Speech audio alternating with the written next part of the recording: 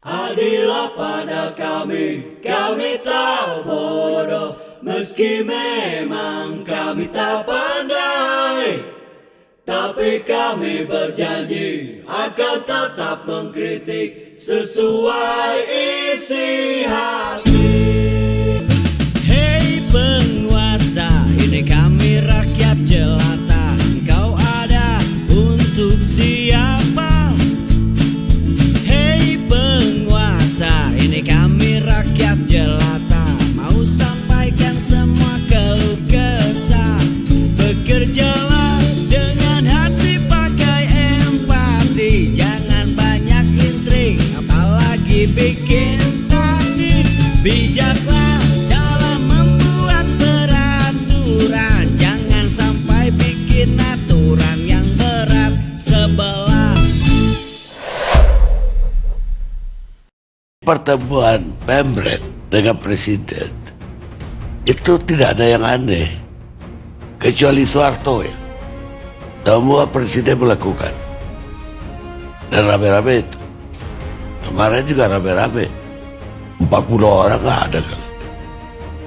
Jadi kalau dia kooptasi Pemret sebanyak itu, reaksinya akan jelek. Yang ada, dia menjelaskan semua rencana-rencana dia kepada para Pemret. Jadi kalau dan semua presiden melakukan, mau Megawati, malah Megawati tiap berangkat ke luar negeri, salah satu kursi di pesawat itu ada nama Karni Ilyas. Apa saya terkooptasi oleh Megawati?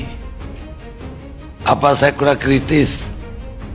Sama Jokowi berapa kali pertemuan Pemret? Buktinya ALC pun dilarang. Oh jadi sekarang abang sudah ngaku dilarang sama Jokowi ALC. Apa?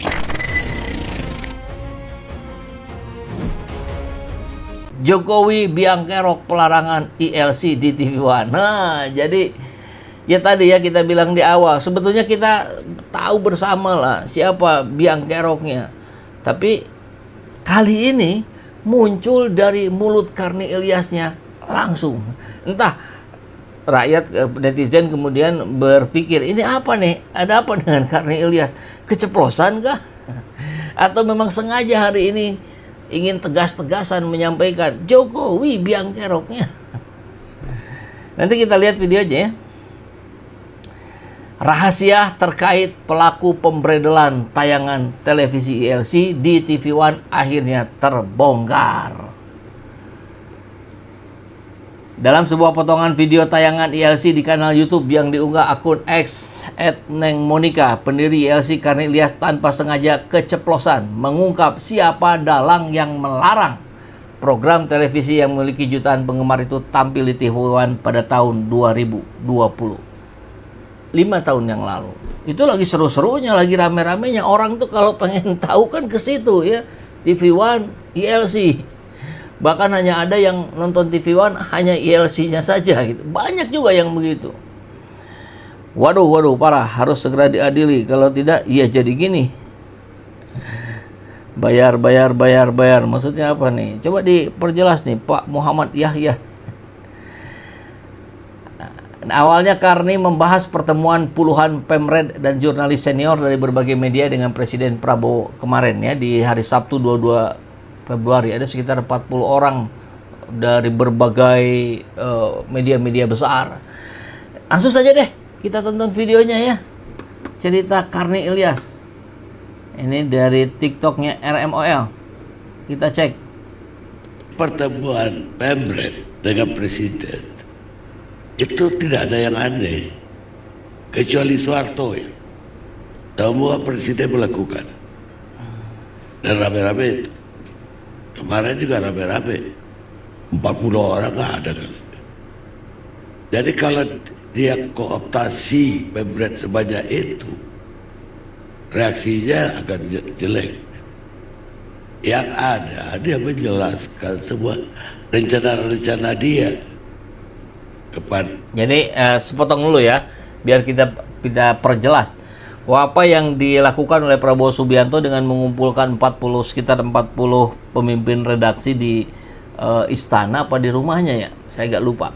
Tapi yang pasti itu adalah ajang Pak Prabowo menyampaikan rencana-rencananya, bukan upaya untuk mengkooptasi media-media itu. Nah, itu sudut pandang dari Karni Ilyas. Kita lanjutkan. Pada para pemda. Jadi kalau dan semua presiden melakukan, mau Megawati, malah Megawati dia berangkat ke luar negeri. Salah satu kursi di pesawat itu ada nama Karni Ilyas. Wah.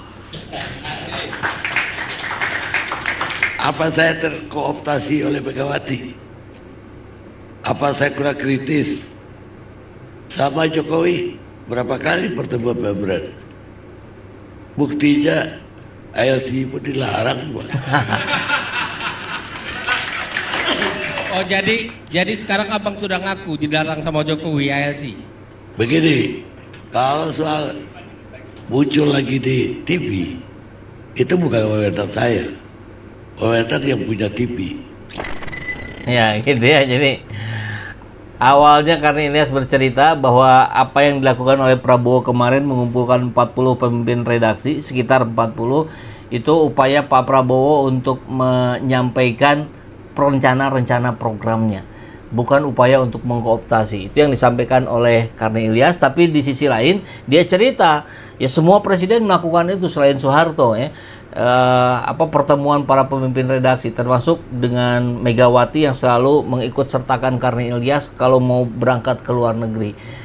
Jokowi juga sama, tapi kalau Jokowi ya ILC jadinya ditutup. Nah, gitu. Nah, ini yang membedakan Jokowi dengan presiden-presiden yang lain. Jadi hari ini kita melihat fakta bahwa yang dilakukan oleh Jokowi warisannya begitu buruk.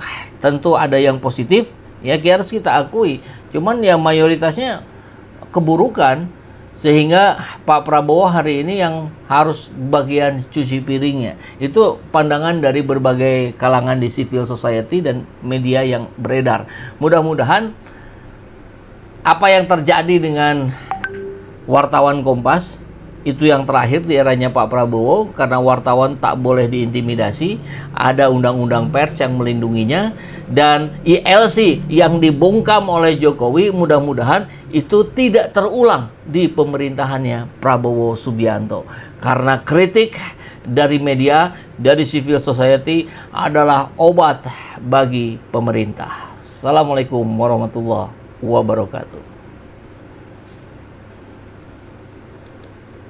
Tahun jadi wartawan yang bergerak di bidang hukum. Yang terjadi bukan keadilan semakin tegak, yang terjadi itu semakin rubuh. Bahkan era demi era keadaannya jauh lebih buruk. Jadi kalau kembali ke topik kita tadi, banyak spekulasi memang. Kenapa? Karena hampir tidak ada kepercayaan terhadap keadilan di negara kita. Dan inilah yang sekarang harus ditumbuhkan sebetulnya, terutama dengan kasus korupsi yang kemudian penyelesaiannya pun penuh dengan korupsi. Itu penyakit udah bukan lagi stadium 2, ke stadium 4. Jadi bagaimana kita harus mengoperasinya, itu yang harus kita lakukan kalau kita betul-betul mau menegakkan keadilan.